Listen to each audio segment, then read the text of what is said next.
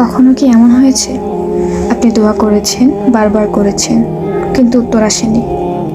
তখন মনে হয় আল্লাহ কি শুনছেন না? তাহলে ভিডিওটি আপনার জন্য। ইসলামে দেরি মানে অবহেলা নয়, দেরি মানে একটা প্রস্তুতি। আসসালামু আলাইকুম প্রিয় দর্শক, আশা করছি আপনারা সকলে অনেক ভালো আছেন। ভিডিওটি পছন্দ হলে লাইক, শেয়ার, কমেন্ট, সাবস্ক্রাইব করে আমার পাশে থাকবেন। ধন্যবাদ। আমরা যেটা চাই তা পেয়ে গেলে হয়তো আমরা বদলে যেতাম না, আর আল্লাহ চান আমাদের ভেতরটা বদলাক। যখন দোয়ার উত্তর দেরি হয় তখন আসলে ধৈর্য বাড়ে, নির্ভরতা বাড়ে এবং তাওয়াক্কুল শেখা হয়। কোরআনে আল্লাহ তাআলা বলেন, তিনি সময় নেন কিন্তু ভুল করেন না। চলুন সূরা আল কাহাফের সেই শিক্ষণীয় কাহিনীটি আবার জেনে আসি।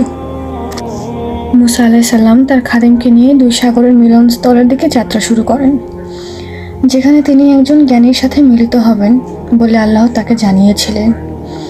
খিজির আলাইহিস সালামের সাথে সাক্ষাতে মুসা আলাইহিস সালাম খিজির আলাইহিস সালামকে তার সাথে থাকার সঠিক জ্ঞান শেখানোর অনুরোধ করেন। খিজির আলাইহিস সালাম মুসা আলাইহিস সালামকে বললেন, আমার সাথে থেকে আপনি ধৈর্য ধরতে পারবেন না। মুসা আলাইহিস সালাম প্রতিজ্ঞা করলেন যে তিনি ধৈর্য ধরবেন, কোনো আদেশ অমান্য করবেন না এবং খিজির আলাইহিস সালাম কিছু বলার আগে কোনো প্রশ্ন করবেন না। পরবর্তীতে তারা নৌকায় চড়লে খিজির আলাইহিস সালাম নৌকাটি ফুটো করে দেন। এরপর তিনি কিশোরকে পেলে তাকে হত্যা করেন। অবশেষে তারা এমন এক জনপদের মানুষের কাছে যান যারা তাদের খাবার দিতে অস্বীকার করে, যেখানে তারা একটি দেয়াল দেখতে পায় যা ভেঙে পড়ার মতো অবস্থা।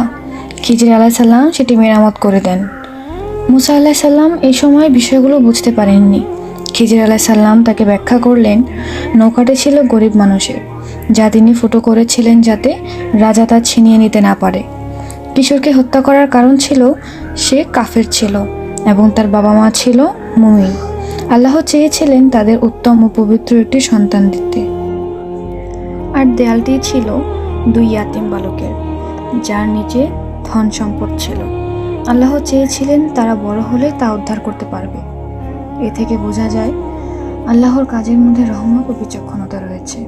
যেটা আমাদের চোখে ভালো না মনে হয়, আল্লাহ তা ভবিষ্যতের নিরাপত্তা ও হেফাজতের জন্য করে থাকেন। তাই যখন আল্লাহ দেরি করেন, হয়তো তিনি জানেন যেটা আপনি চাইছেন ওটা আপনার জন্য এখন ক্ষতি। আজ আল্লাহ আপনার দোয়ায় নীরব, কিন্তু হয়তো সেই নীরবতাই আপনার সবচেয়ে বড় হেফাজত। প্রিয় দর্শক, কোনো কিছু না পেলে তা নিয়ে আফসোস বা কষ্ট না পেয়ে বরং আল্লাহকে শুকরিয়া জ্ঞাপন করুন। কারণ আমরা যা চাই, যা দেখে দোয়া করি, ঠিক আল্লাহ যা জানেন তা দেখে দেরি করেন।